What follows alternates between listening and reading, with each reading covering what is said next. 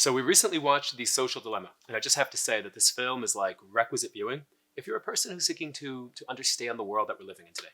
If we can't understand the technologies that influence the world around us, we're going to struggle to understand the behaviors and actions of others, as well as our own subconscious behaviors. Absolutely.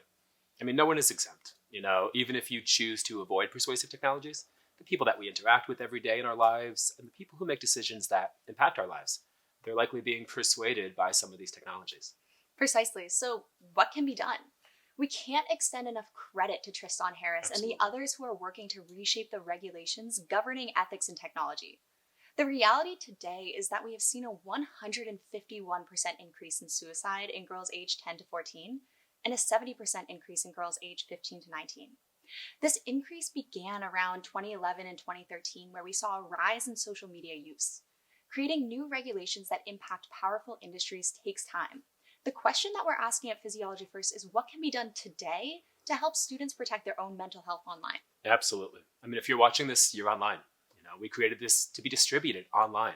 We use platforms like Instagram, Twitter, and YouTube to distribute educational content. The internet has become this critical tool in the 21st century. And like any tool, it can have multiple purposes. A hammer can be used to pound in a nail, to pound your own thumb, or to break a window, right? It's up to us to learn how to use the tools that are at our disposal and to navigate their upsides and their downsides if we want to build a future with as little harm as possible.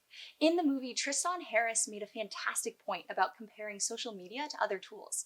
He said most other tools don't demand anything from us. They don't want anything from us. They're simply there for us to use them if we need them. Social media and other persuasive technologies are tools that do want something from us. They're fueled by a wealth of information about our psychology, our neurology, and behaviors that are designed specifically to influence our purchasing decisions and other online activities.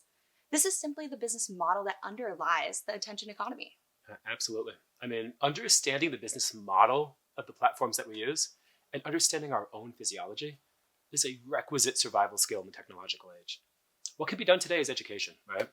We can educate students about their brains, their bodies, and the technologies that are actually impacting their lives on the daily. We can help them understand that their iPhone was built on the same premise as a slot machine when we think about the impact on the brain's reward mechanisms. Absolutely.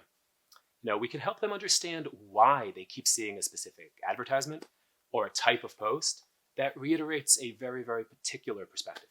Exactly. And we can teach them how to use technologies that can contribute to a type of overstimulation that Mhm. leaves us feeling emotional, physically, and mentally exhausted. Absolutely. We can also help them understand how breathing, movement, sleep, exercise either leaves them more vulnerable or less vulnerable to the negative impacts of these persuasive technologies. The film The Social Dilemma did a fantastic job of scaling this important conversation.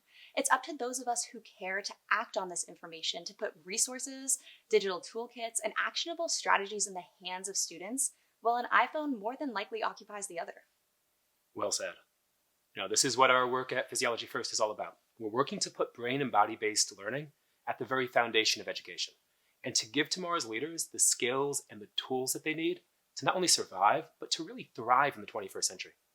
A huge shout out to Tristan Harris and the entire crew behind The Social Dilemma for bringing this critical conversation to more tables. Absolutely. Phenomenal, phenomenal film. Here's to turning that information into a toolkit for students and for educators and for their families through education and through action.